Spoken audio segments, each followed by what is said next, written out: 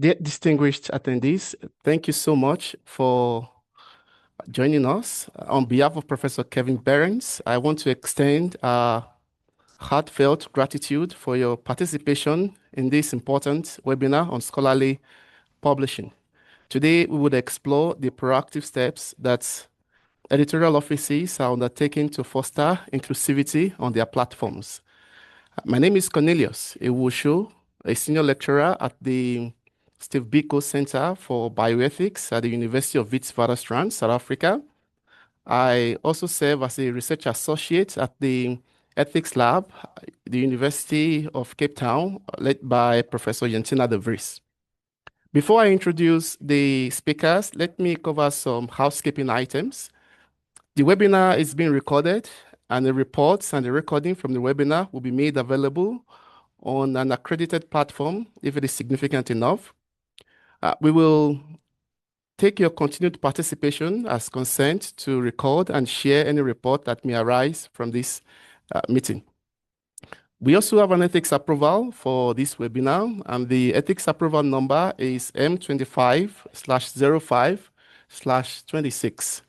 The approving institution is the University of Witwatersrand. Please use the Q&A feature of Zoom to pose your questions to our speakers. Please do not post your questions in the chat box. The moderator will likely not see them if you post questions in the chat box. So use the Q&A. Some of you registered for the CPD points. We have your number, and our project coordinator will be able to assign those points to you by the end of this week.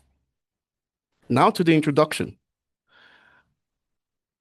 I am happy to introduce the speakers and moderator for today's event. The first speaker is Dr. Catherine Kyobutungi. Dr. Catherine is an accomplished leader in public health with an impressive portfolio featuring over 140 publications and active participation on numerous national and global expert advisory panels.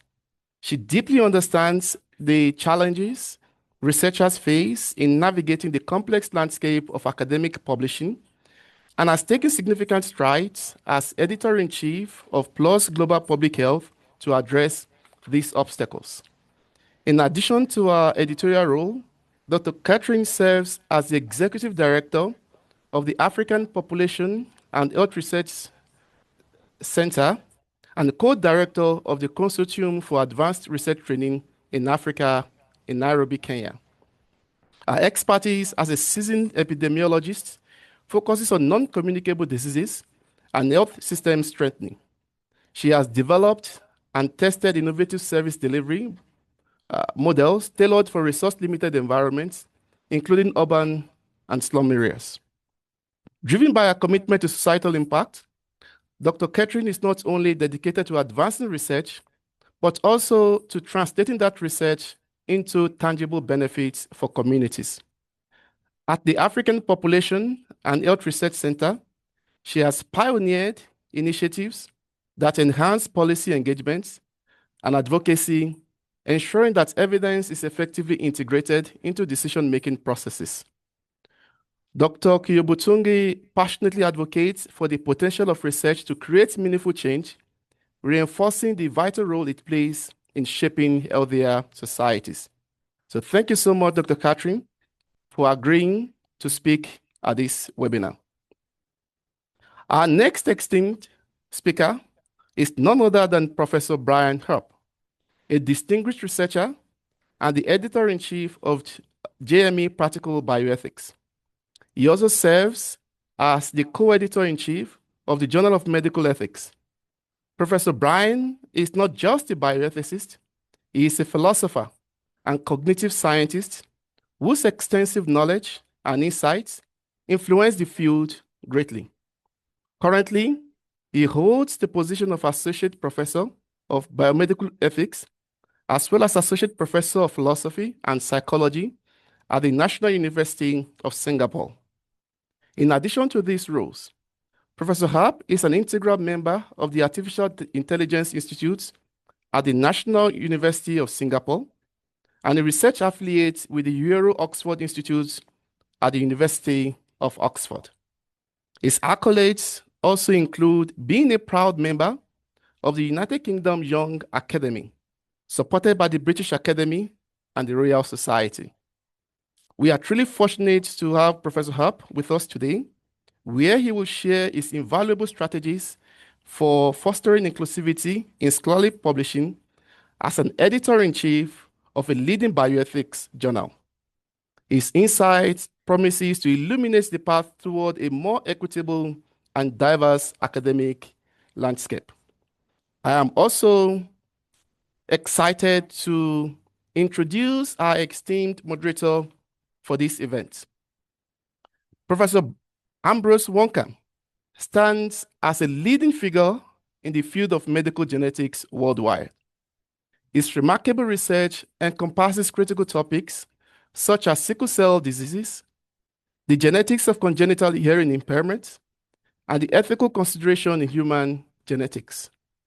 Currently, he holds the prestigious position of Henry James Knott Director at the McCorsick Nathans Institute and serves as the Director of the Department of Genetic Medicine at Johns Hopkins Medicine in the United States.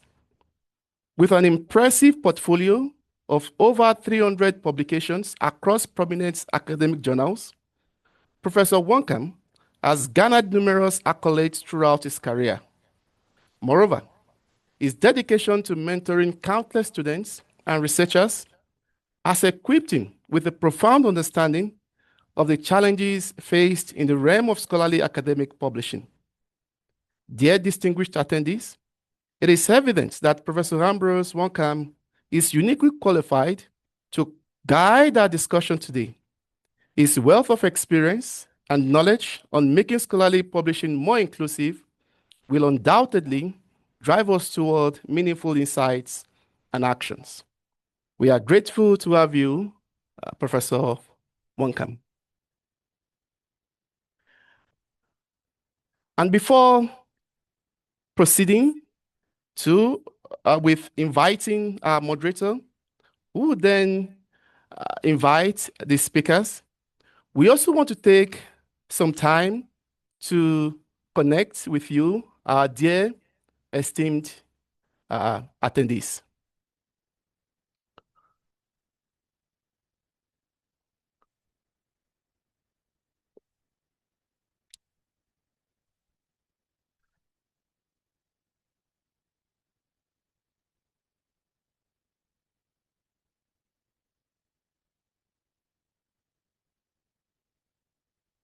As a result, we have also set up this Mentimeter for you to quickly address a few questions that helps us to know your unique backgrounds, your experiences with publishing, and any ongoing questions regarding publishing in accredited journals that you may have.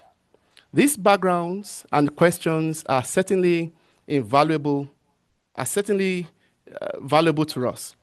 This will help our panelists tailor their discussions to address your specific concerns effectively. To facilitate this, we have created a set of 7 engaging questions on this platform. We would please encourage you to please use your phone, if you have it, and scan this QR code and address those questions. You could also click on the link in the chat box, and this will take you to the platform where you can quickly address these questions. We invite you to make your voices heard by scanning this QR code or clicking on the link in the chat box. Let's spend the next 8 minutes getting to know each other better. Please take a moment to participate. Your contributions are essential to making this session very impactful. Thank you. And to our first question, which of these describes your professional background? You in the academia, government or policy sector, industry or startup, founder, funding agency, non-profit, freelance, or others. To the second question, let us know Does your organization expect you to publish, particularly in a high-profile accredited journal? Any experience? You have any experience with publishing in an accredited academic journal? Have you published up to 5 publications? Between 6 and 10 publications? Between 11 and 15? Between 6 and 10? Between 11 and 15? Or greater than 60? And let us also know, does the impact factor of a journal influences your decision to submit an article to read for publication consideration? Does academic scholarly publication in your field fully reflect the regions and epistemic traditions present in the field?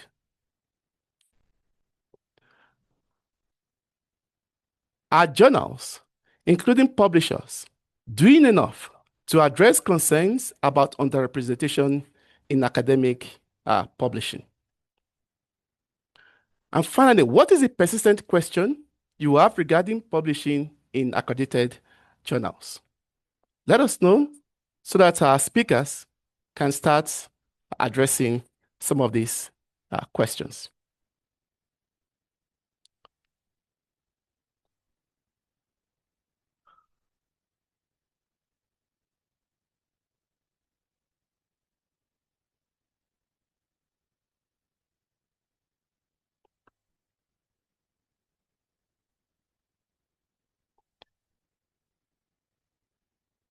And here is how you have all responded to the question. 78% of you say you belong to the academia, 10% to the public sector, 8% to non-profits, 3% are freelance or self-employed, and 3% are others. Does your organization expect you to publish, particularly in a high-profile accredited journal? 53% of you strongly agree, 24% disagree, 11% strongly agree, 11% disagree, 3% are unsure.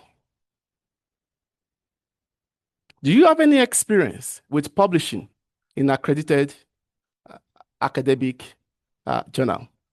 A vast majority of you say you have published up to 5 journal article publications in accredited venues. Then also, some also indicated that they have more than 16 journal article publications. Then, following that, between 11 and 15, say you have, following that, some of you say you have between 11 and 15 publications. And finally, between 6 and 10 publications. Here is how you have also voted concerning the question whether the impact factor of a journal influences your decision to submit an article to a journal for publication consideration. 11% strongly disagree, 5% disagree, 11% are unsure, 49% agree, 24% strongly disagree. Does academic scholarly publishing in your field fully reflect the regions and epistemic traditions present in the field? A vast majority of you say you agree. Then following that, still a significant number say you're unsure. A significant number say you disagree. So following that, also some say they disagree, some say they agree, and some say they disagree. Are journals, including publishers, doing enough to address concerns about underrepresentation in academic publishing? 50% strongly disagree, 53% disagree, 15% not sure, 12% agree, 6% strongly agree. Then finally, to the questions, persistent questions you have regarding publishing in accredited journals. Some say it's expensive. Some don't have any question. Others say they have concerns about the APC costs, also the fee. Some also raise questions about ethics, whether there is ethics in place to protect the data of the authors in case the data was requested as part of the submission. Here are some other questions, and some other questions you said you have about publishing. And I will now invite the moderator, Professor Ambrose Wonkamp, if he has joined us now, to please take over.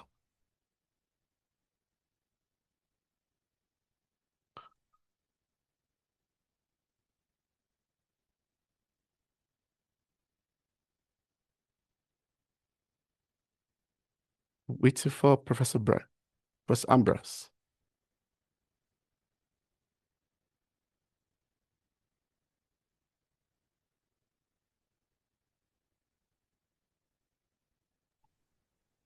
Doesn't seem to have joined. Yeah, I think he's not joined. All right, Dr. Catherine, I think we'll probably just start with you and let you start with your presentation. Thank you.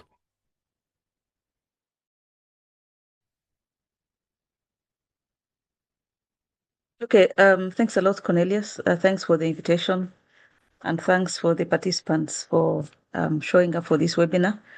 I'm very happy to be here. As you've heard, I am an African researcher that works in an Africa-based institution.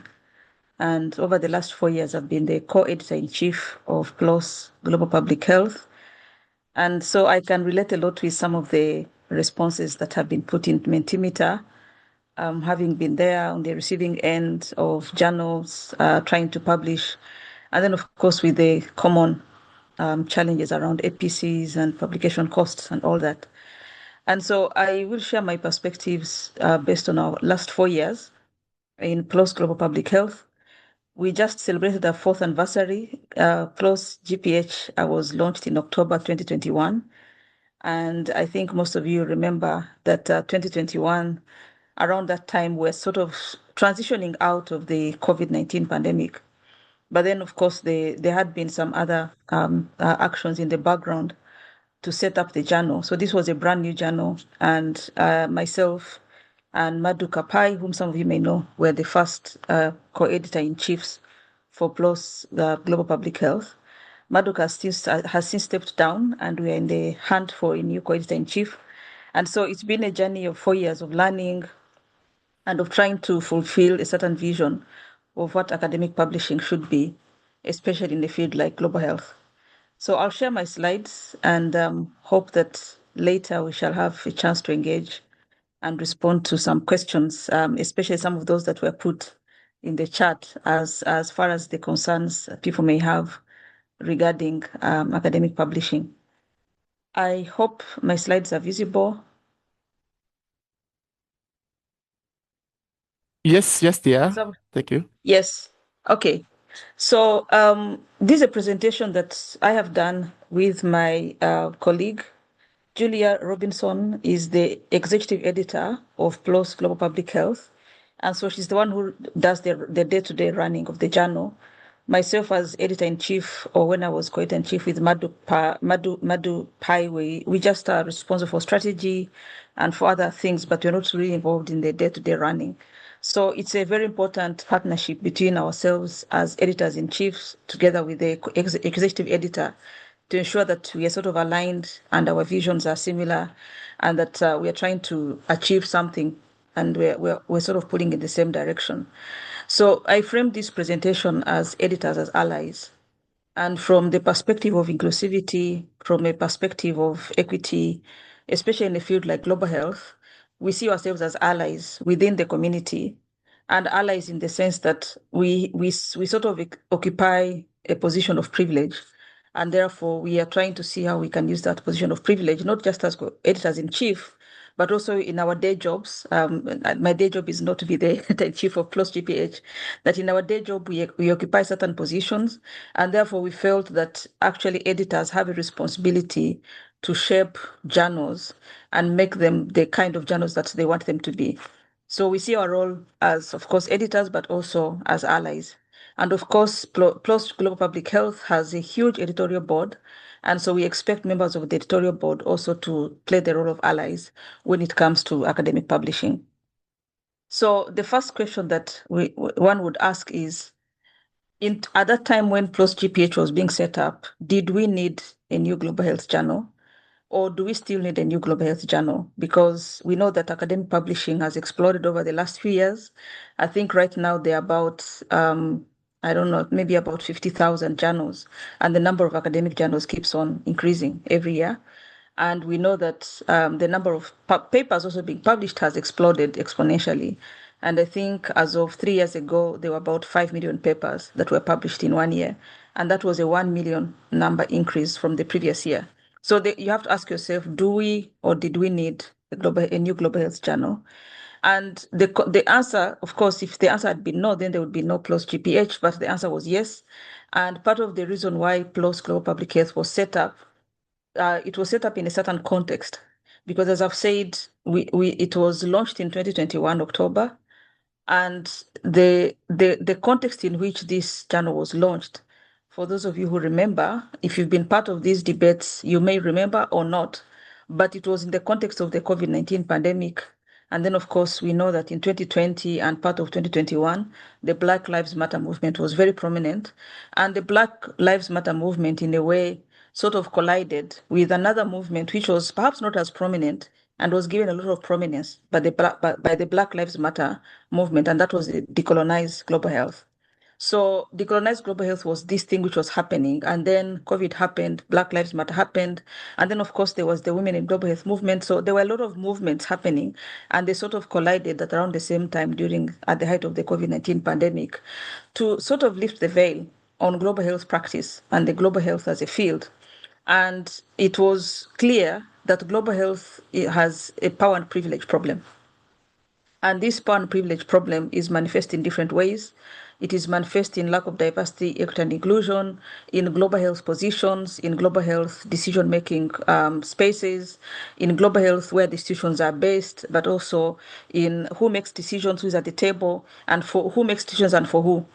And then, of course, there are underlying mental models around supremacy, about saviorism, around how global health practice runs, and a lot of those other things that you see on the right side. And this is a graphic which came out and was written by one of the most prominent, I would say, advocates for decolonizing global health, who is Shea Bimbola, in PLOS Medicine in 2021. So I think the debates were like gaining ground and becoming more prominent. And so it was clear that one side of this practice of global health is the lack of diversity at all levels in global health journals. And then, of course, the lack of affordability for authors from low and middle income countries, which journals were facing. And the problem is that for the practice of global health, a lot of the data, a lot of the science actually happens in low and middle income countries. But then when it comes to publication, authors or scientists from those countries are sort of shunted aside, or they're given positions which don't have a lot of influence when it comes to scientific publication. So it was clear that there's need for a new kind of journal that takes into account and the sort of response to this pressure that was happening around decolonization. So around this time, there've been several publications on how journals in general lack diversity and how they are dominated by global North actors, not just in terms of who publishes, but also who leads, who makes decisions, who is on the editorial board. Journals have different structures. Some have a big editorial board, some have a small editorial board. Some depend on reviewers, some depend on editors. So whichever part you look at, whichever configuration you look at, it was clear that there was lack of diversity. And global North actors were dominant, either in terms of being reviewers or being editors or being editors-in-chief or being on the editorial board. So decision-making was sort of concentrated in the global North. And so it was clear that, yes, if we're going to shift this, either we can try to change those journals as they exist, or we can try to set up an experiment of a new journal that perhaps we'll try to see whether it's actually possible to shift this kind of power disparity that existed. So we launched PLOS Global Public Health with this editorial, and the title is there, you can actually go and read it. And this editorial sort of set forward a vision for the journal that myself and Maduka had, of course, together with Julia, who had already come on board at that time. And it's a very clear vision around what kind of journal PLOS global public health was going to be. And equity, diversity, and inclusion were front and center in this vision. And I think that's one thing which is important, that it's if you're not actively questioning and asking yourself around some of these questions, it's possible to set up a journal that is for global health or for any other field, but then in the end, the journal ends up being like just any other journal. So the vision for the journal is important. If we're to ask ourselves, how can we make publishing more equitable? It has to start from the framework, the vision that drives the journal itself. So this vision was put forward, and what you see below is our 2-year experience, and that's where this title of Editors as Allies comes from, because everything that happened really was that as ourselves, we had to put ourselves in the position of allies, because if we went through like the typical editor, then PLOS Global Public Health would have been like just any other journal. So again, very important, the kind of mindset that we put into some of these things. So how are we building PLOS Global Public Health, or how are we building PLOS Global Public Health? I think the key word here is intentionality. We've been very, very, very intentional to ensure that we have diverse and representativeness, diversity and representativeness at all levels. So this includes editors, it includes peer reviewers, it includes audit authors, and it includes readers. There has to be some kind of intentionality. And I'll give you an example. When PLOS GPH was launched, we didn't have an editorial board, of course. And so most journals have a sign-up form on their websites. They say, okay, do you want to be an editor, for which what, just sign up here. And within a few weeks, we had almost 140 people signing up. Now, when we went to see their institution affiliation, I think about 80% were from the US. And then, of course, the rest were from the UK and Europe. And there were hardly any people signing up from low and middle income countries. And you have to ask yourself, how does that happen? And the beginning point is, who received maybe the email blast that says, oh, there's a new journal and they're looking for editors? The people who, if you're already out of the knowledge system, chances are that you're not in the kind of networks where you'd even receive that email that went out, like mass, or you're not perhaps on social media, you're not following some of these journals, you're not following some of the global health, thought leaders. So there's already some kind of bias in who receives information and therefore who signs up. And so after 2 weeks, we reviewed this sign up form. And we said, this is not it. So we said, unfortunately, we're not going to use this form. And so we took a completely different path of how we recruited the editorial board.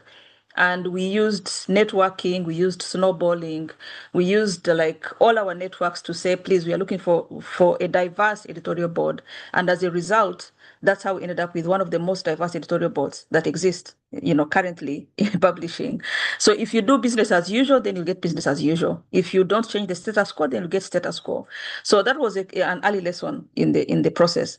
And then, of course, we've tried to drive inter and multidisciplinary research, including not just from the in terms of topics and disciplines, but also the geographical and institutional, location of the authors. We focus on ethical and methodological rigor and the importance of the research question, not the perceived impact, because the perceived impact is subjective. And if you use perceived impact of the results of the paper, then of course, if you have a subjective lens, and again, if you don't do the intentionality, people can look at a paper on the editorial board and say, this is not important. Why? Because it's a paper which comes from maybe northern Uganda. I come from Uganda, so allow me to use my country as an example. So somebody might look at this paper and say, oh, it does not have any application beyond northern Uganda. So somebody makes a subjective judgment about how important the impact of a study is. And if this study was maybe in one city in North America, it would say, yes, this has global application. So there are those things. So the focus is on ethical and methodological rigor, not on the perceived impact of the results. And then, of course, open science is embedded in the way the journals work. And we are moving beyond open access with new business models to make the journals accessible and affordable for all. So, of course, these are things which are behind the PLOS group of journals. And of course, PLOS GPH subscribes to some of these principles that guide most of the PLOS publications. So in terms of scope, as you can see, it's a very broad scope. We have 21 sections, and those are the sections. And then for each of these sections, we have at least 2 section editors. So currently we have 43 section editors. One section has 3 section editors because it's very big. So we get lots of submissions from that. And so in a way, this is also to not be too restrictive. But these sections, when you read through them, actually these are the themes or the topics that make up the field of global health. So very broad and intentionally to attract a broad range of submissions and knowledge. And then publication criteria, I alluded to this. Novelty is not a publication criteria. Research must contribute the base of scientific knowledge, and some journals use novelty as an exclusion criteria, the novelty or the lack of novelty. And that's again, who defines what's novel? Because a study which comes from one corner of northern Kenya may not be novel to a lot of people, but it may be novel to Kenyans, to Ugandans, maybe to South Sudan, and perhaps Ethiopia. But if you define novelty based on, is this something which is of importance to other people who are outside the African continent or who are outside this geographic region where the study was done, then of course you exclude a lot of journals, a lot of publications. And the question you have to ask yourself is, for whom is the publication?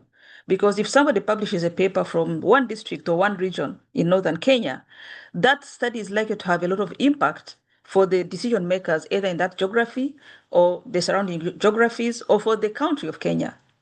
But if you look at novelty from, will it make sense or will it be useful for somebody who is sitting in Geneva or Washington, then of course we might exclude some papers. So novelty is not a publication criteria. And then, of course, methods must be reported completely, and the research must be reproducible. Data must be available and must follow open science principles.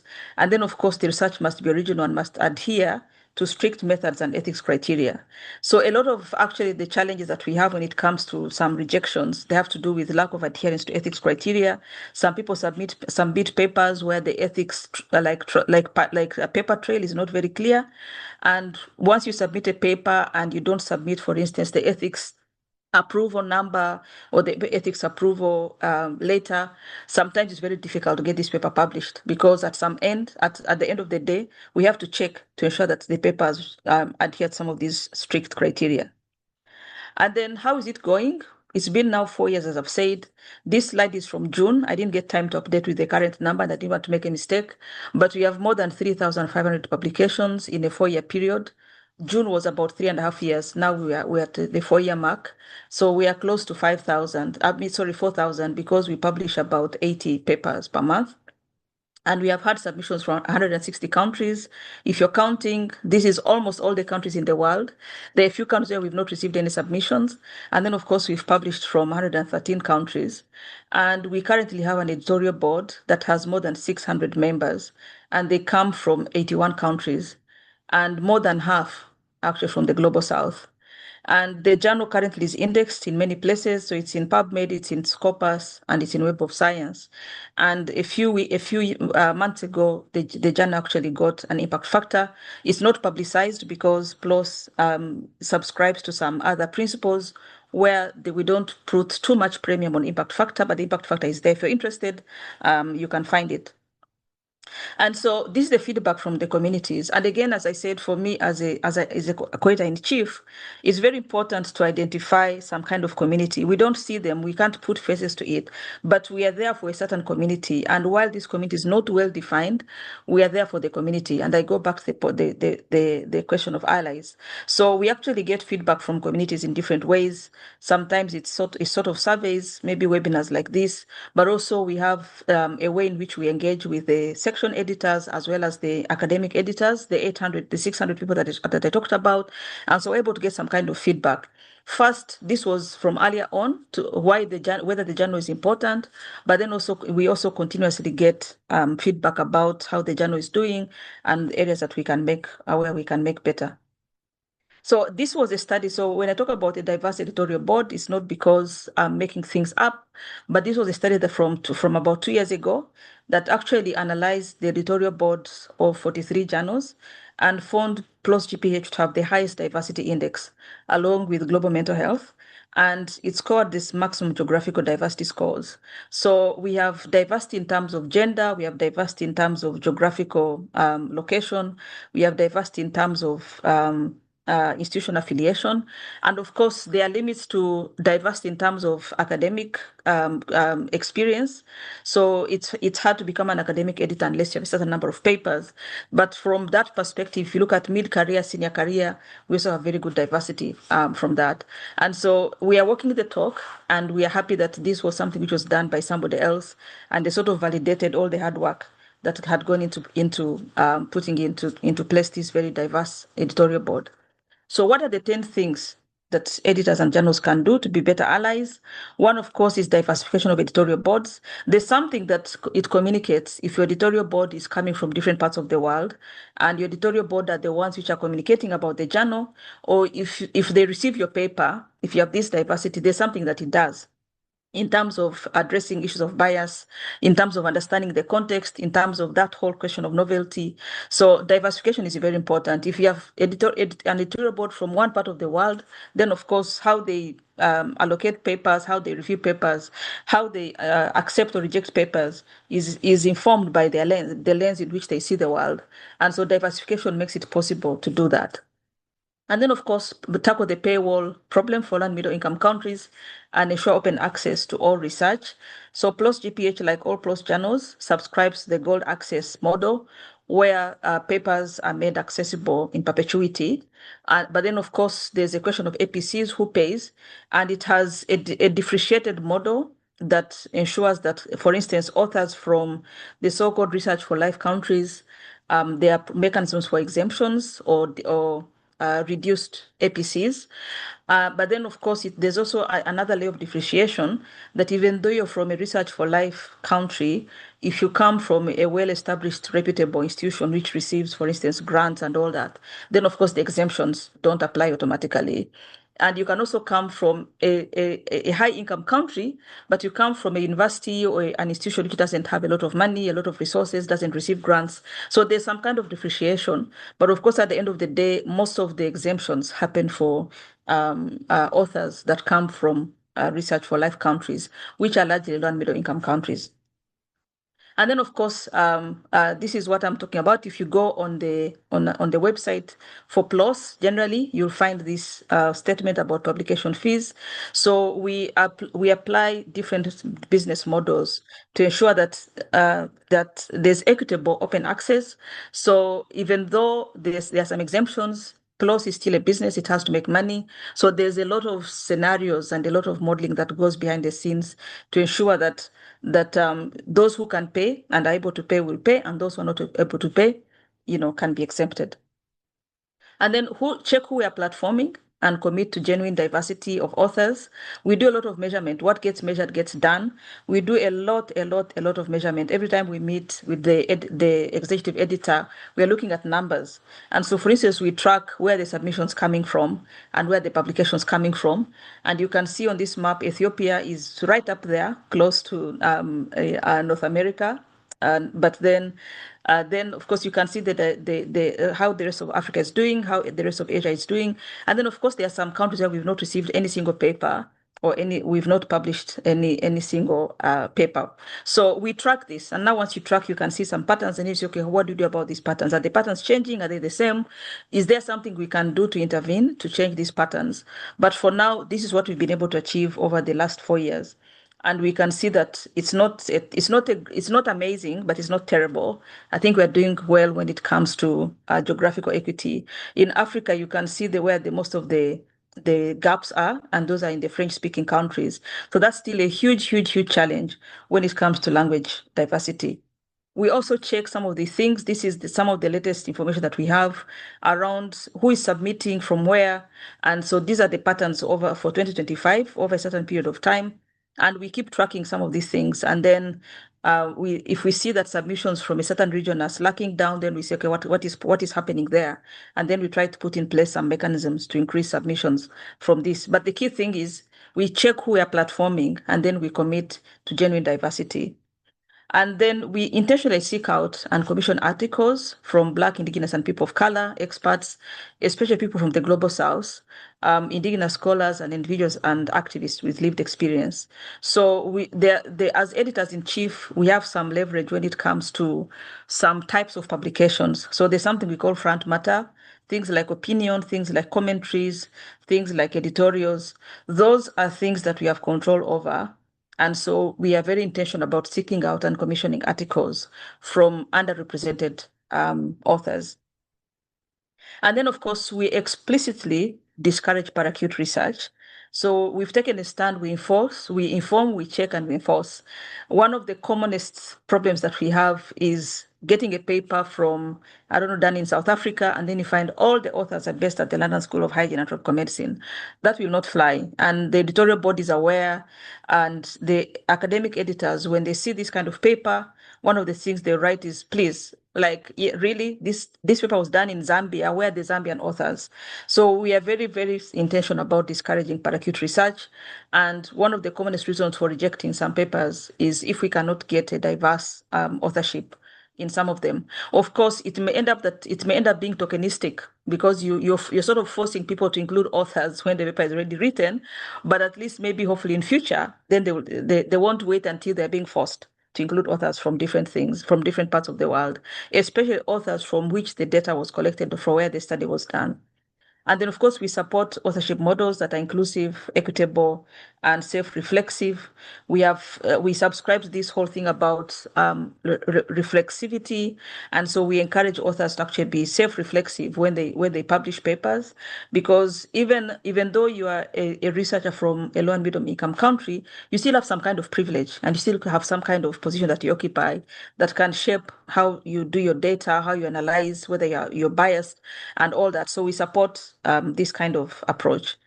And then, of course, addressing language barriers and publication criteria. This is work in progress, because from the publication criteria, we've done that, but language is still a huge issue, and you can see how we are doing in terms of where our authors are coming from. And then, of course, shift power to regional and country colleagues to support Global South journals, conferences, and initiatives, and then provide opportunities beyond editorial work. So we see ourselves as a community, and we try to provide opportunities for the editorial board members to participate in other things beyond being journal editors. And then last but not least, publish content that challenges the status quo in global health. One journal alone may not necessarily change the world, but we need to change the broader ecosystem. And so we encourage content that does that. And then if I was to summarize, that we can be better allies through challenging systems and structures, including policies, the ones that we promote. We have to be intentional about diversity and inclusion. We have to measure success and failure, not just of the journal, but the equity in the process. And then we have to see the bigger picture on the community that the journal belongs to. So we can't just have this tunnel vision about the journal without recognizing that the journal exists within a wider context, and that context needs to change in itself. And the journal is sort of part of the context, and it can be used as a lever for changing the broader context. So the bigger picture is very important. And so I thank you very much for your attention, and hope to hear your views and answer your questions if possible, and so that we can continue the conversation and see how we can make publication better for everybody. Thank you very much, and I hand it over back to the moderator. Yeah, thank you very much, Professor Catherine Kyobitungi, and that's a fantastic work from your journal, and very much a strengthening initiative in terms of making it diverse and accessible to many, many people across the world. I'll just double check with Cornelius. How many time do we have for this session? Because we are like 30 minutes to the hour. Yes, we have until 4:30 for the entire session itself, and 20 minutes for each speaker. Okay, thank you. I would just suggest that we go to the second speaker and we take the question only after we have both speakers finish their duty. I will now invite Professor Brian Earp to provide some context from the Journal of Medical Genetics perspective. Thank you. It's Journal of Medical Ethics, rather. That's right. Okay, thank you for the introduction, and thank you to Dr. Kyobutungi. I have to say that was a masterclass in the kinds of lessons that we'll want to be incorporating into our journals. I've been taking lots of notes on your presentation because my tenure, along with that of my co-editors, is just less than a year old, whereas the lessons that you've been able to share from your nearly 4 years now editing this journal will be incredibly valuable. So I'll share some of what we've been doing so far, but this seminar is as much an opportunity for me to learn about strategies that can be used to promote inclusion and greater diversity in publishing in these types of journals. So here's a bit about my background. I was raised in this little house outside of Seattle in a town called Shoreline. And this is me when I was very young. For the longest time, I thought I was going to be an actor rather than an academic. And partly the reason for that is that my own parents didn't graduate from university, and I didn't have a concrete sense of what it would even mean to be an academic. But I was very fortunate over the years to have some people who explicitly mentored me and saw that I had some potential. And a big part of that mentorship was taking the implicit knowledge of those who are in positions of privilege, who have a sense of know-how. How does one publish in certain types of journals? How does one get certain types of grants? And these mentors turn that information into explicit guidance. And I think that much of what is happening in the world of publishing, where you have inadequate diversity and inclusion, comes from not a lack of talent or capacity, but from tacit knowledge that is kept within the minds of people who came up through academia in pathways that enabled them to gain this know-how. And so part of what we want to do at the journals that I edit is to be very explicit about what are our criteria, what are the bullet points that we have in our mind when we're evaluating papers, and how can we make sure that that information is available to everyone. So these are the two journals I'll be speaking about. One is the Journal of Medical Ethics, which was established in 1975, so it's been around for about 50 years now. And this new journal, which I'm the founding editor of, was established just this year. And so we're trying to use this new platform almost in an experimental way to try out some of the kinds of lessons that Dr. Kyobutungi was just telling us about, to see whether we'll be able to move the dial more quickly with this new platform, and then incorporate some of those lessons back with this journal, the JME, that's been around much longer. There are some differences between these journals. One is that the JME is available both online and in print, whereas JME Practical Bioethics is available only online. JME concentrates on medical ethics, whereas the new journal incorporates all of bioethics. And part of this broader scope has to do with our mission of inclusiveness. We want to broaden our imaginations about what counts as bioethics and incorporate both content and methodology that's more imaginative and represents different epistemologies compared to the standard article at the JME. The JME leans philosophical. There's a sort of way of writing papers that is traditional within this journal that we try to be explicit with readers about, that this is the sort of paper that we publish here. Whereas JME Practical Bioethics will also include such papers, but be much more inclusive in terms of empirical methodologies, translational work, applied work, and so forth. Articles in the Journal of Medical Ethics tend to be very, very concise. Our signature article is a 3,500 word original research article. And we do think that conciseness has to do with accessibility. Many people don't have the time or wherewithal to read a 10,000 word paper. And so we encourage authors to be economical in their expression as much as possible. But we also recognize the need to be flexible. Sometimes, for example, with respect to reproducibility in open science initiatives, you simply need more room to be able to give a detailed methodology section of a paper that presents the results of several studies, for example. And so that wouldn't be possible in 3,500 words without losing some of the information that's necessary for rigorous reproducibility. Now there's the issue of open access fees, which I saw many people raised, and this is a ongoing concern that we're trying to deal with in different ways through negotiating with the publisher, through introducing different article types that we have more control over, that we can invite guest editorials, for example, that won't have an open access fee. And so I'll share with you some of the initiatives that I and my co-editors have been pushing to try to make sure that open access fees do not become a barrier for people to publish in these journals. So in the Journal of Medical Ethics, it's optional to publish open access. So you can publish by subscription, which means it's behind a paywall, and then the paper can be published on a repository in the author accepted version. So that's one way of making it open access without being the gold open access.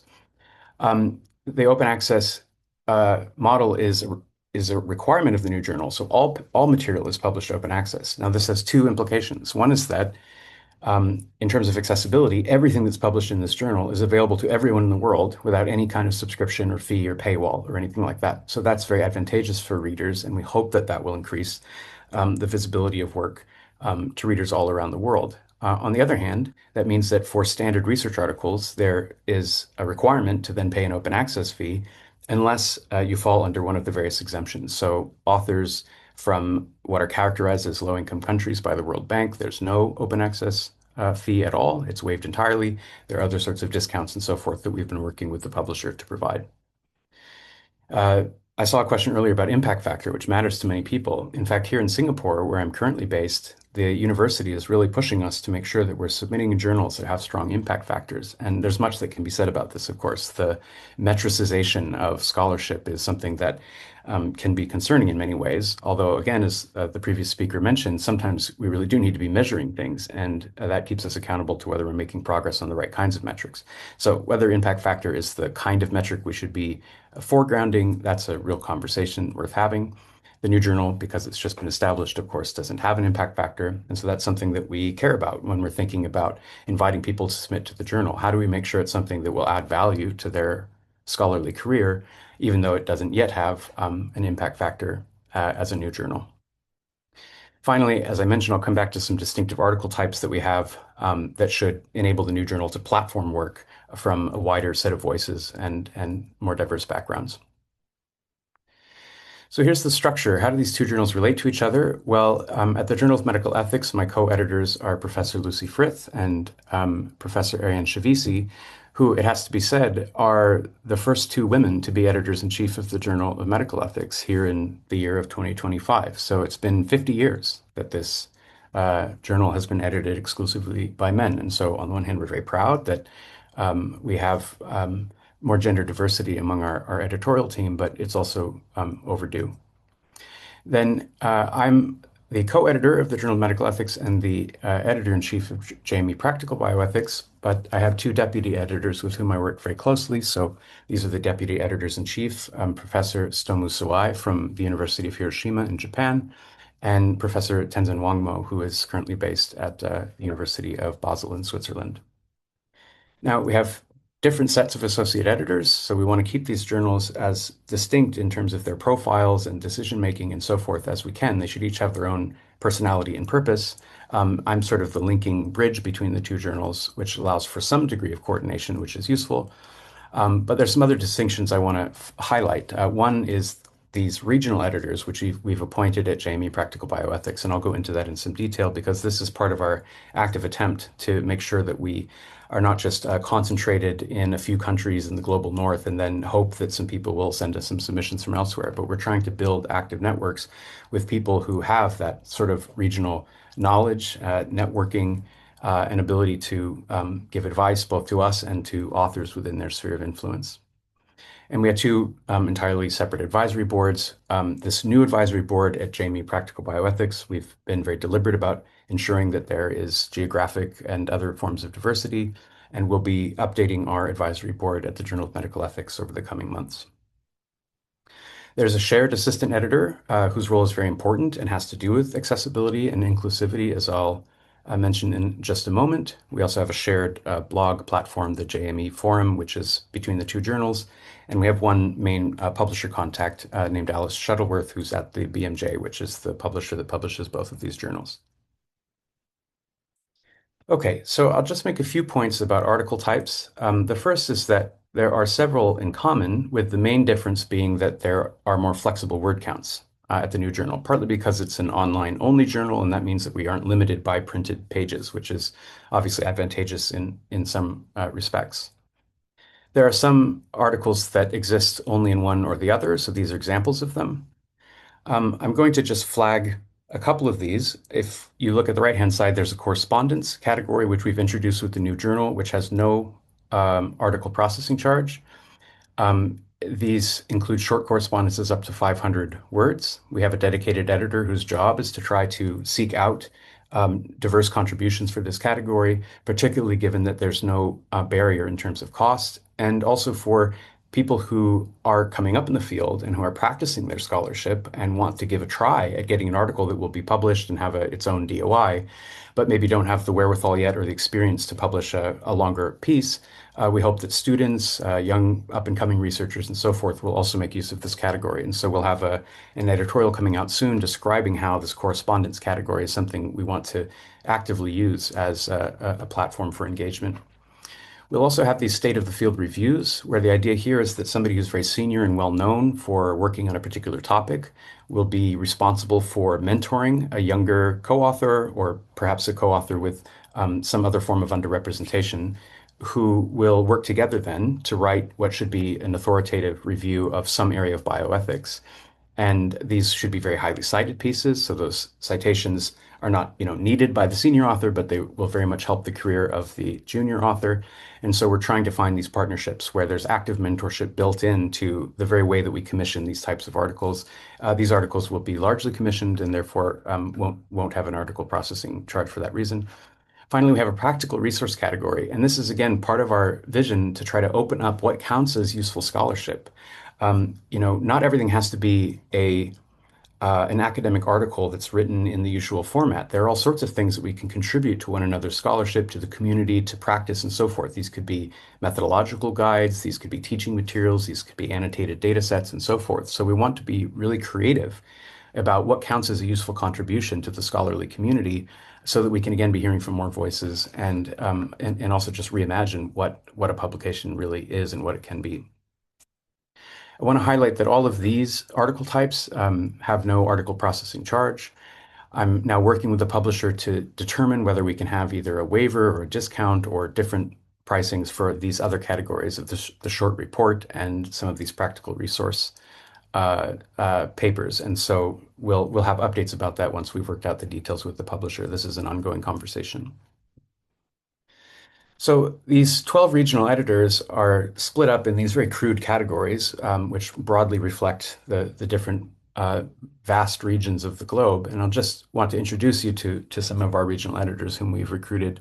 These are people who are very, very well respected in their spheres of influence, who are excellent scholars, as well as people who are admired as having standing and status within their communities. And so what their job is going to be is, rather than handling papers every day, as a sort of conventional associate editor would do, although they will sometimes be tasked with handling papers and sending them out for review, their job is mostly going to be to champion the journal into communities that might not have heard about it or wouldn't even think to submit to a JME or a BMJ branded journal.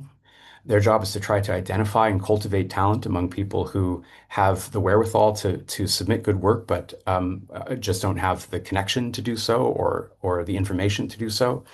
And so we have these two regional editors who will be covering broadly Africa. We have America divided up into North America, where Keisha Ray and Lori Bruce will be our regional editors for North America. For Latin America, we have these two professors, Gabriela Arguedas Ramirez and Ignacio Mastrolio. For East Asia, we have Shizuko Takahashi, who's from Japan originally, but is based at the National University of Singapore, and Professor Ma Youngwei, who's from Xiamen University in China. And then we also have, for Western and Central Asia and the Middle East, our regional editors, Hossein Dabag and Ehsan Shamsigushki, who will be responsible again for both spreading the word about this journal, about some of our initiatives to try to increase inclusivity, and also to try to solicit, cultivate, and mentor scholars within their regions of influence to try to increase submissions. For Europe, we have Una Rassinen from Finland and Sabine Salek from Germany.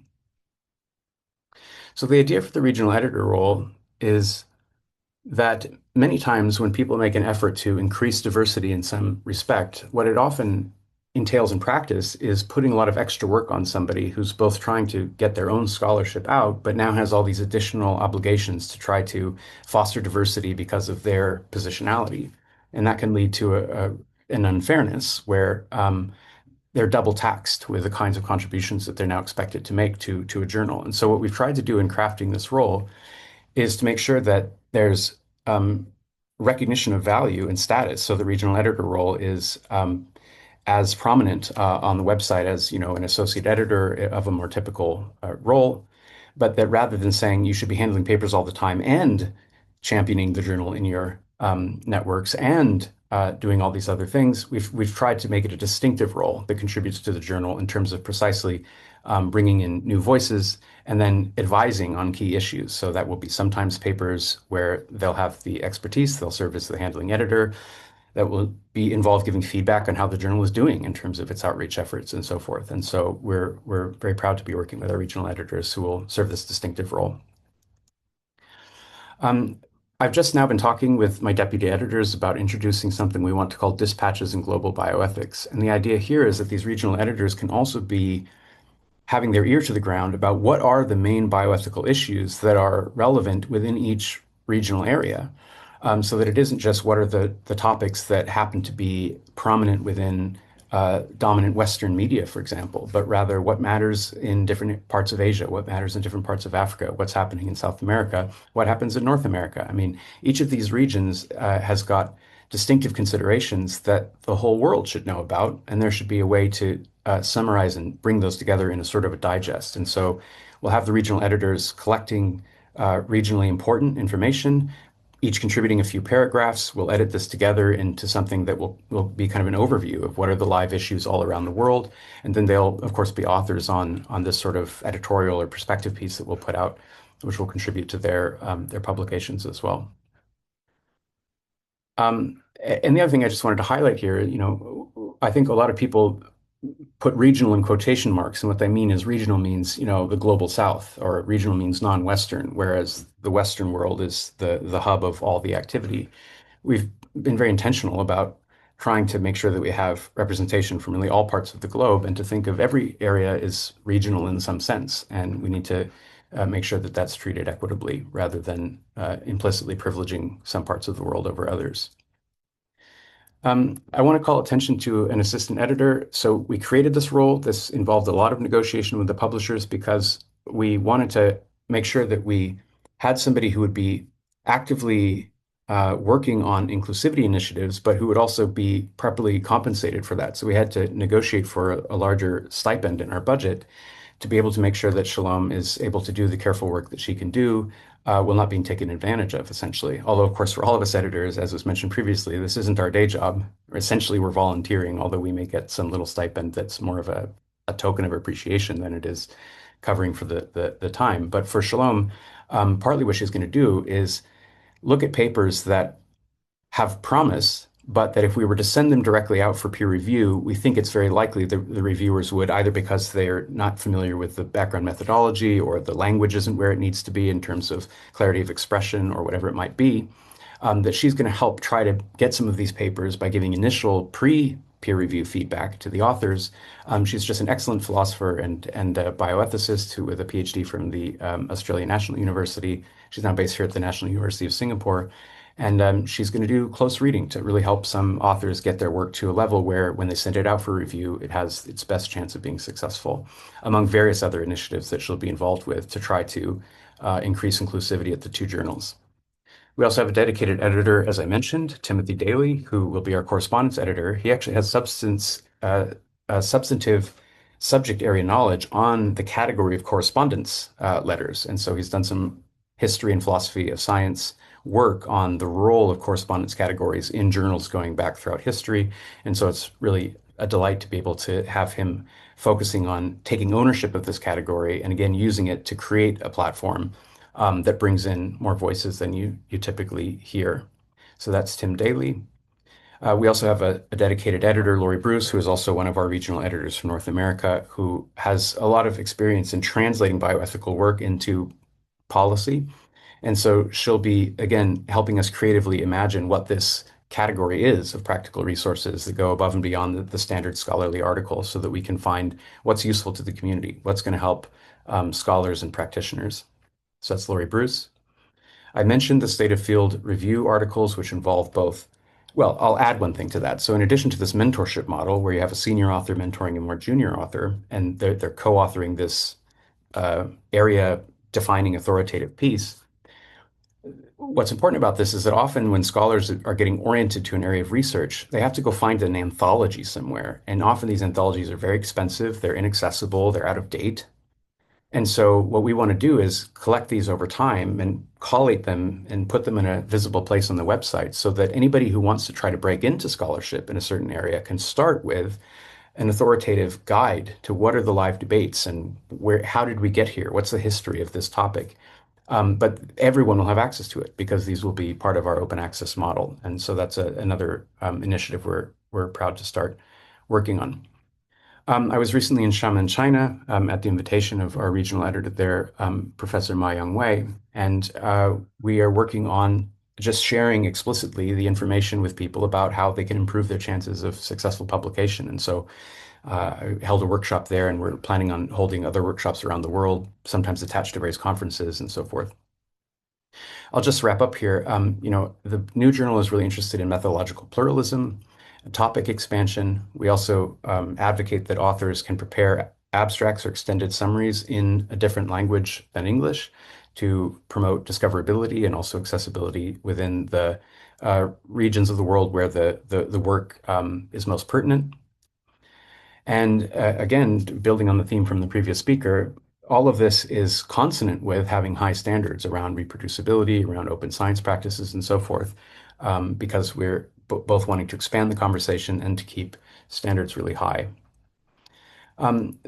This is sort of the last thing I'll say, which is that we're trying to be very explicit about what our standards and expectations are, so that it's not, to go back to my opening slide when I was working as an actor before being in academia, it's not just a mystery of how someone would actually get a paper published in the journal. We're trying to make it explicit. So you can see, for example, the previous editor, John McMillan, along with another editor before him, jointly wrote a piece not so long ago, Medical Ethics in China and Making Tacit Publication Criteria Explicit. What we notice is just that the style of writing papers in China, in terms of medical ethics, has different disciplinary norms, it has a different tradition, it has a different way of even structuring papers and so forth. And so we said, look, there's a traditional way of writing papers in this journal. This is explicitly how we do it. And so we'll make it very evident to people rather than keeping it a mystery. So these last few slides are really sort of extra. I'll just put up that slide again in case people want to take a scan of the QR code. Then you'll have access to each of these editorials, which provides explicit guidance as to what we're publishing. And that's my presentation. Thanks for your time and attention. Thank you very much, Brian. Can I invite Catherine to join us for the discussion, please? We have a few questions already in the Q&A. Yeah, thank you very much. The first one, I'll read it here, is from Nabila Sergi. Any advice when the editor of a journal rejects a publication based on novelty but fails to account for the novelty based on context? So how would you advise this colleague on how she can, or he or she can highlight the context of the paper? I think I can only speak for PLOS Global Public Health. Again, as I've said, novelty is not a criteria for not publishing. So if an editor or a reviewer from PLOS GPH rejects your paper and said it's not novel enough, then you can appeal, because that's not grounds for rejecting a paper. But if it's an editor from another journal, then of course it's I can't give you advice from that, because they could have some criteria that is known or not known about what qualifies as novel. So I'm afraid in that case, then I wouldn't know what you can do. But for PLOS GPH, novelty is not a criteria. The focus is on scientific rigor and ethics. So if the method is sound, if the research is reproducible and all these things have been done and the paper is rejected and novelty is given as a reason, then of course somebody can always appeal. Maybe a follow-up question from that. How can we enhance some form of a regional empowerment? For example, we know professional association host journal. Is there a space to get some of the regional professional association have some space in global journals? Because it's quite difficult for them to have a journal of their own from, let's say, from Africa, for example. Yes, I think that's a long-standing question, and I'll share one experience in my other life because I lead the African Population and Health Research Center, and we recently had an initiative of trying to profile Africa-based journals, and that was like a very, very eye-opening experience. So we had a grant that was trying to visibilize African science and African research. And we went through some of the existing platforms. A lot of journals, especially those which are institution-based or that are hosted by associations, a lot of them are on some other aggregator platforms. And so we went, I think there's one called AG or AJOL and I think a couple of others. And what we found was we found about 2,000 journals, and we found that majority of them are not indexed in some of the major bibliographic platforms. So I think Scopus was like 20-something% that are indexed, I think 23. PubMed was a little bit higher. Web of Science was like 12% indexing. So that was shocking actually to find that there are so many journals that are not indexed. And then of course the question is, why are they not indexed? So we went to create a platform for journals, and then we ran into some of these problems that are really huge problems, because if your journal is not indexed, your papers are only likely to be seen by people in your institution, because people go through PubMed or Web of Science or wherever it is to look for papers. And if your journal is not indexed, your papers are sort of invisible to the rest of the world. So we now have an initiative to try to see how do we work through these 2,000 journals and the editors-in-chief or editorial boards to move them towards a point where they can get indexed, and maybe try to set up a mechanism for improving peer review, try to see what kind of things are behind the scenes. So it's a huge, huge, huge, huge challenge. And many times we are challenged that, oh, let's set up a journal. I wouldn't advise anybody to set up a journal. It's a very complicated thing, very expensive, and the returns on investment sometimes not very good. And it can be wasted, because if you can't bring up to the level where it can be indexed, for instance, then it's a lot of time and effort wasted, really, if your papers are not visible. So there are other issues and there are different initiatives. I can share the link to we're calling the Africa Journals platform. People can look through that, and if they need some kind of support around how to move their own journal, either onto the platform or to move it in terms of quality and capacity, then that's a separate conversation that we can have. Happy to follow up on that. Okay, thank you very much. The next question, I think perhaps Brian, you can try to address this one. Catherine, you are free to step in. We are currently facing a global pushback on everything that looks like GI. I'm very close to Washington, so I know exactly what it could be. How can you imagine navigating that? Yeah, it's a good question. It's certainly true that even the very phrase DEI, or diversity, equity, and inclusion has become politicized, and so it's the sort of thing where it now is entering cultural wars, and it has moved away then from what are the fundamental values that those words mean. Well, what is the value of diversity? What is the value of equity? And what is the value of inclusion? So I think one possible thing to do is just to make sure that each of these things is treated as a serious value and a foundational value in its own right. So when we talk about inclusion, it's not just part of an acronym, but it's really something that we think about. What does inclusion mean? What does it require? How do we actually implement that? And if we make sure that for each of these things, how are we thinking of diversity? How are we thinking of equity? How are we thinking of inclusion? We come up with actionable and measurable steps that we can take to try to improve those things. I think that can help focus on the foundational values rather than the kind of language that then gets caught up in these culture wars, which is, associated with this blowback that you're talking about, which is, I think, in many ways very unfortunate. Professor Kyob-Tungi, any words on that?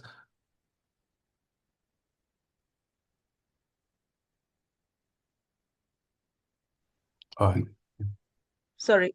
So is that the question about the Yes. rejection based on DEI? Yes, absolutely. I don't know. I don't know that if this was in response to the question about paracute research, because I think that's when the question was posted.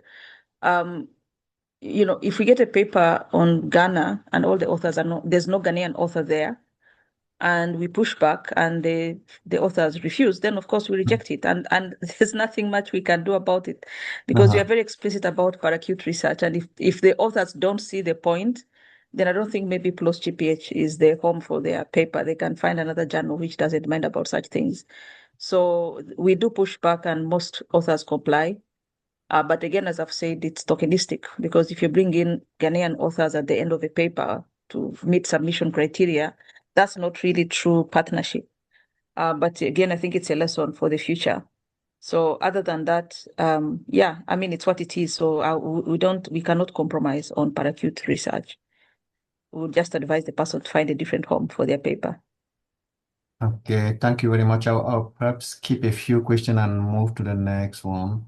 What role should transparency play? Should journals be required to publish annual inclusion statistics, for example, on submissions, reviews, acceptance by gender, regions, institution, to demonstrate some form of accountability? This question is from Mr. Richard Samuel.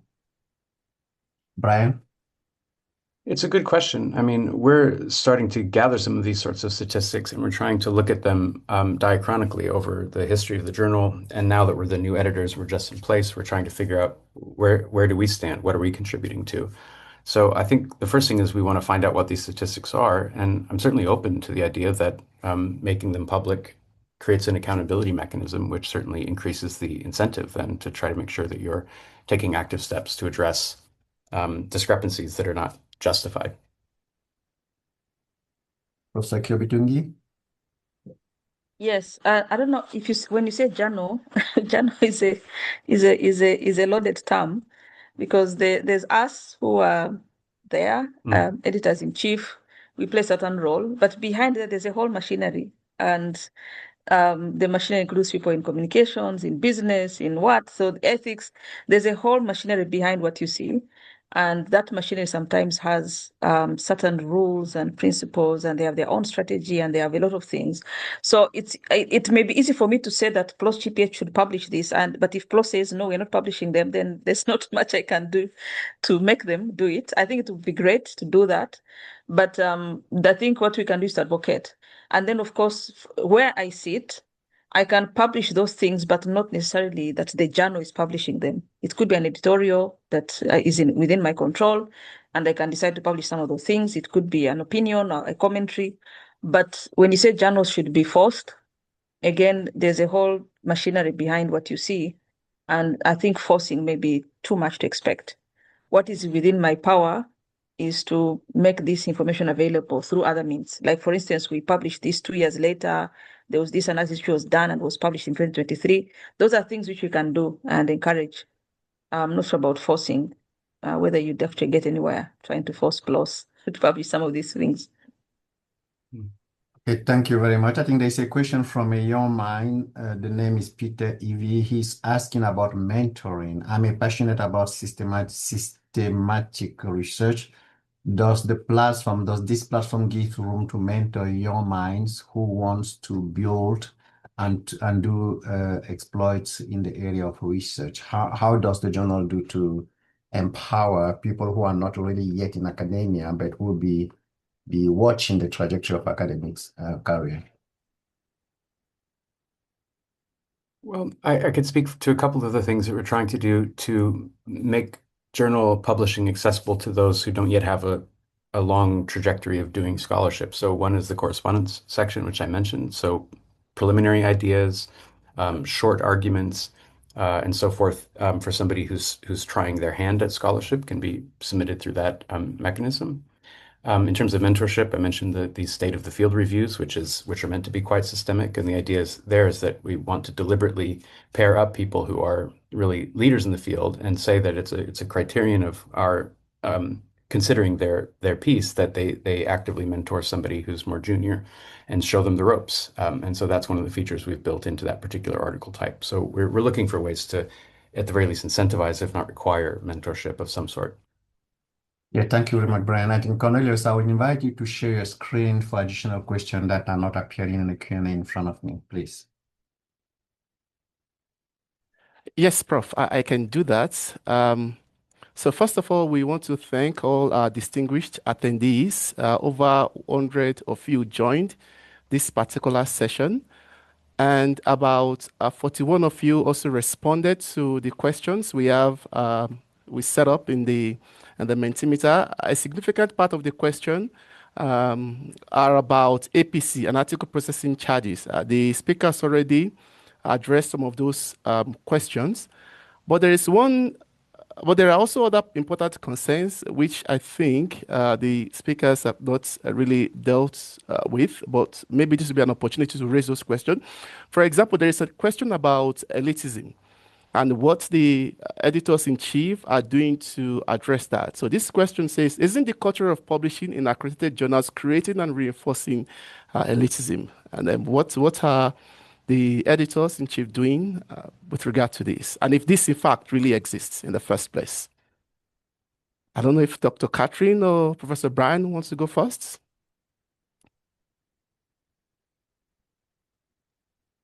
I think Yeah, go yes ahead. and no. Yes, because at the end of the day, you have to ask yourself, for what is science and for what is research? So if you do your research and you publish it in an outlet that is not deemed credible and then is not read and is not used, then for what is the research? So the accredited journals, I think, is a specific term. Accredited journals are supposed to be like a mechanism through which you can establish credibility. So that's one way of looking at it. And then I think ultimately, when you think about the whole global knowledge system, publications are like some kind of currency that is used for different things. I think we should have other metrics that is in place of that publication currency. We need to have publications and a lot of other things, like what kind of impact have you made? Have you achieved some kind of tangible change in people's lives, maybe through a policy or whatever it is? I think we should have those things, but we're not yet there. And so as long as the currency is publications, then I think there are ways we have to work within that existing system and then try to see what are the things we can tweak and what are the things we can change.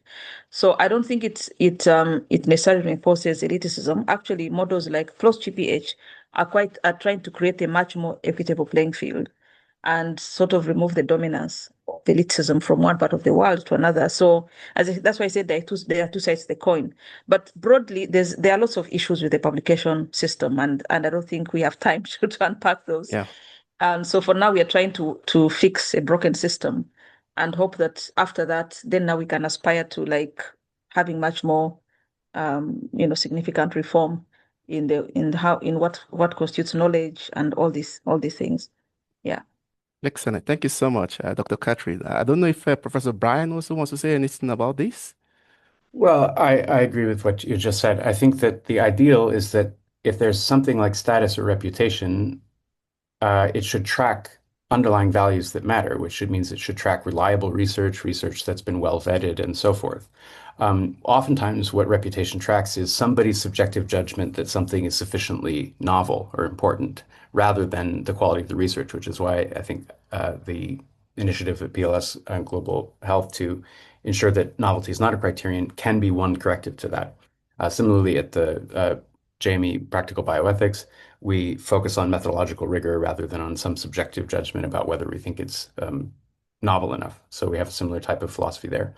I also agree that there are just deep problems with the whole incentive structure and system of publishing. And so there's always a decision to make, which is, do you kind of leave it all beside and try to anarchically set up your own, journal on a university web server somewhere and, hope anybody reads it, but then you run into the practical difficulties, which is that that's a lot of effort that goes into a black hole if nobody reads the paper. I mean, when I started writing papers back when I was also an actor, I didn't have any idea about these prestige systems. I just would submit papers to whatever seemed like the right kind of journal in terms of topic, and I didn't know about impact factor or any of these sorts of things. And it was a rude lesson that I had to learn over time, that I could spend many, many hours and months and years on a paper, and if it doesn't get in front of the right eyeballs, it's dead on arrival. And so as you've just said, we have to work somewhat within the system while trying to modify it as best we can to make sure that reputation better tracks quality rather than elitism or privilege. Excellent. Thank you. Okay. So Cornelius, we have 3 minutes left. Do you want Okay. to make a final Yeah. remark, or is there any space for additional question? I probably would take us through the last survey, because we also want our speakers to go home with some recommendations from the attendees themselves. So maybe in the last 30 minutes, we can invite the attendees to quickly respond to a different set of questions, again, from that we've also set up in the Mentimeter. And this is really, we are really asking them to make certain recommendations for our editors. For example, please use this QR code to respond to the question, and the link would also be posted in the chat too. You can also click on that particular link and also respond to this question. For the first one we have is, name one key resource that editors can provide to improve your chance of publishing on their platform. Concerning the rest of the questions, we would correct them and also send them to the editors-in-chief, and I believe they would also have some time to reflect on those particular questions that you raised, and will be able to come up with responses or implement strategies that reflect those responses. But this will be later on. But yes, please, if you can respond to the final set of questions, we would really appreciate it. Please scan the QR code or use the link in the chat box.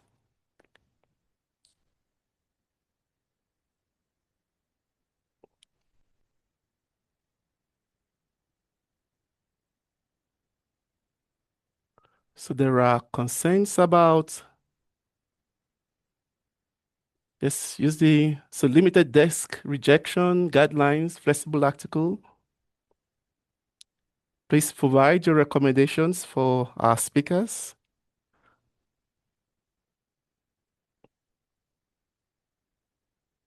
History of publication, submission templates. So I'm not really sure what all these are reflecting. Probably our speakers have an idea. For example, submission templates is a concern that what submission templates are not clear. Is that it?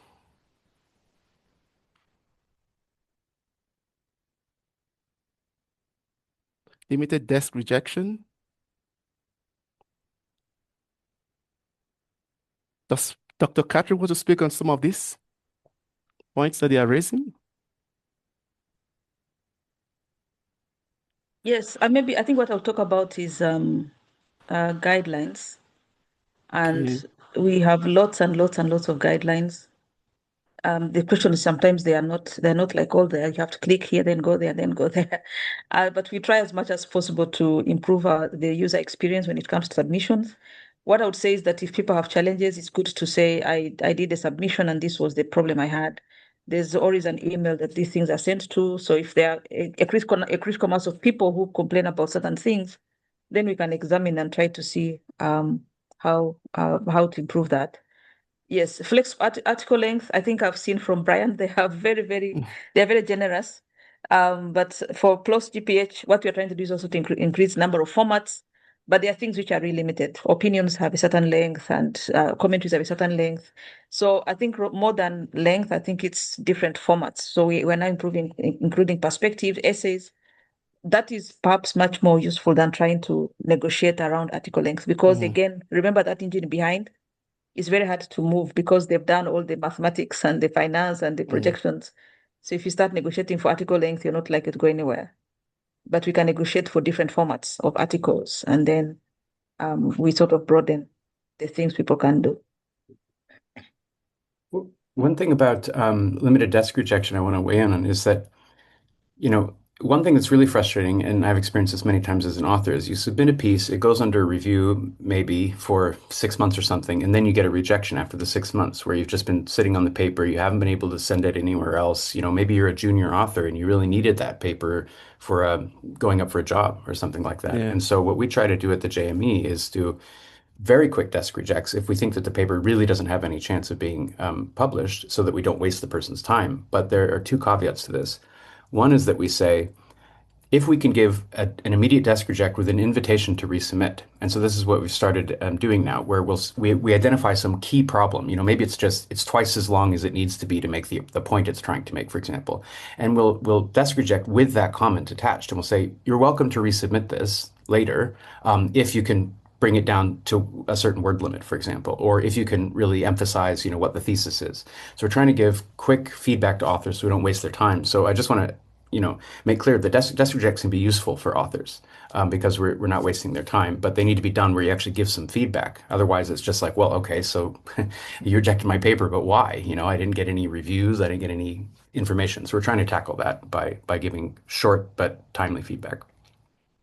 Excellent. So we've also asked our attendees to provide or say something about the action that they believe editors and editorial offices should take to best promote inclusion in academic publishing. Again, use the link in the chat box to make your own recommendations.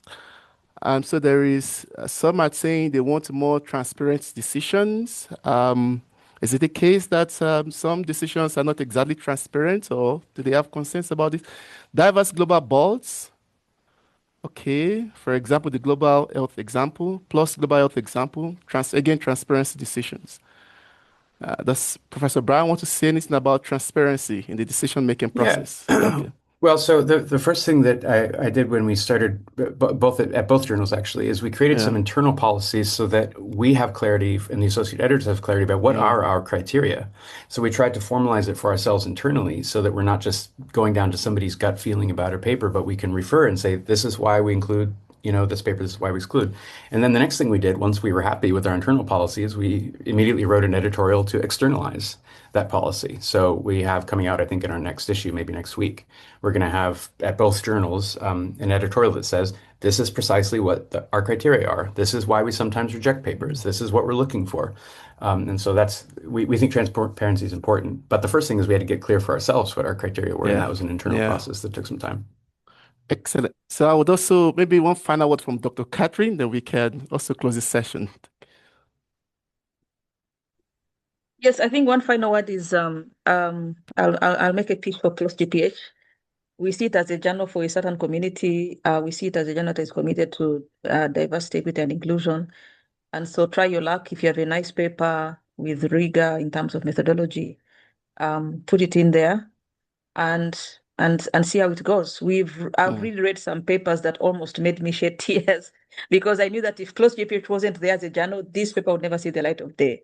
So when I see some of these papers, it's sort of heartwarming to see that, oh my God, somebody finally got their paper published in a journal that is building a reputation. Somebody asked about impact factor. I think it's now about 2.5 after 4 years, which is quite impressive. And so if you're looking for an impact factor journal, there you are. It's quite decent and let it go up. So try your luck. Let's hear all this amazing knowledge that you're generating from wherever you are. But then, of course, let's work in the long term to try to fix the knowledge system so that it's much more equitable than it currently is. Thank you so much, Dr. Catherine. Thank you, Professor Brian. And thank you so much too to you, Professor Ambrose, for moderating this session. I think it has been a really, really enlightening session. We thank you for sharing your perspectives and the different strategies you are implementing to make scholarly publishing more inclusive. So thank you also, distinguished guests, for joining us at this webinar. And this is all we have the time for now, and hopefully we would gather again in the future to discuss the impacts these strategies, these implementations, these strategies these initiatives are having. So thank you, everyone, and have a good day. And thank